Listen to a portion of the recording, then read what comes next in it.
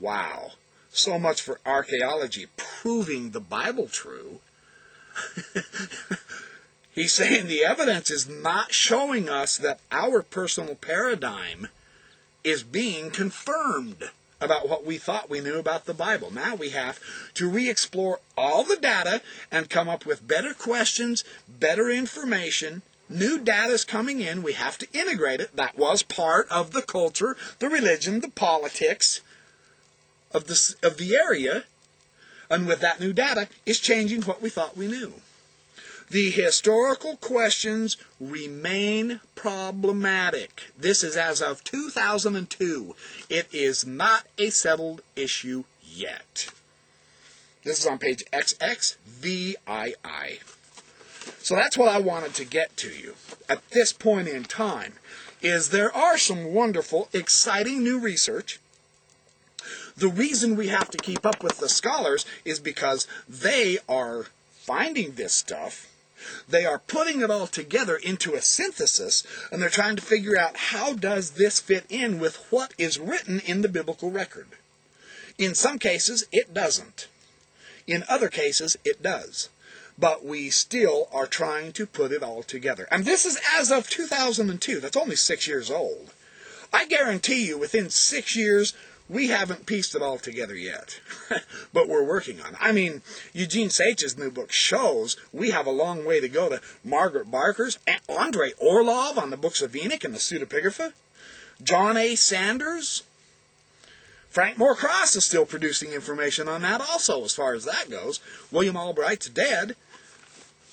Mark S. Smith is the new up-and-coming light. John Day, Susan Ackerman, he mentions Susan Ackerman in here and in other places also in her analysis of the idea of the Heavenly Mother goddesses being reflected in the female aspects of society. So when we get this argument thrown at us as Mormons, that, well, the Bible completely destroys your religion, the background of the Bible refutes you, and so on and so forth. Oh, no, it doesn't. Wrong answer. The Bible is still not understood. So it doesn't refute or confirm Mormonism. It doesn't refute or confirm Christianity. It doesn't refute or confirm ancient Judaism. It's all still trying to be understood. You can't talk about proof and truth yet. All the data is not in. I'm not saying that as a Mormon desperate for some kind of an argument to support and confirm my shaky faith. I'm sharing the scholarship with you from the real biblical scholars. This is their saying. And believe me, I got news for you. I'm going to put this as bluntly as I can. I trust the scholars more than I trust the critics right now. You critics aren't out there doing the archaeology. You critics aren't learning the biblical languages and putting all this together, are you? At least the ones I see yelling at me on YouTube. I know there are some critical scholars who are working on this thing that also don't agree with Mormonism. That's fine. I can live with that. That's fine.